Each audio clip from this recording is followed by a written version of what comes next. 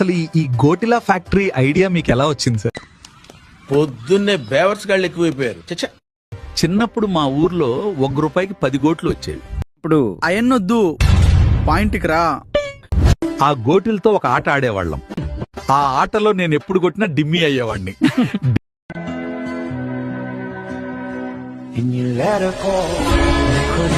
డిమ్మీ అంటే బోటి ఆ డబ్బాలో ఇరుక్కుపోవటం. ఏమిటండి మీరు మాట్లాడేది? ఈ ఆట మనకు సెట్ కాదని చెప్పి ఆ గోట్లన్నీ తీసుకెళ్లి బావి బొందలో పడేశా. కానీ ఇంటికెళ్లేసరికి నేను పడేసిన గూట్లే మళ్ళీ నా స్కూల్ బ్యాగ్ లో కనిపించాయి. ఇదేంట్రా మాయమంత్రమా అని తెలుసుకోవడానికి మళ్ళీ పడేసి వచ్చా.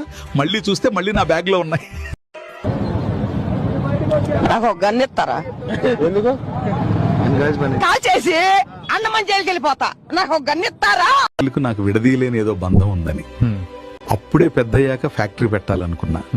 ఇవే తగ్గించుకుంటే మంచిది. మీ గోటిలా ఫ్యాక్టరీలో జాబ్ వేకెన్సీ ఉంటే చెప్పండి. జాబ్స్ ఉన్నాయి. సాఫ్ట్వేర్ జీతం కంటే నేనిచ్చే జీతం ఎక్కువ ఉంటుంది. ఏం మాట్లాడతావు నువ్వు?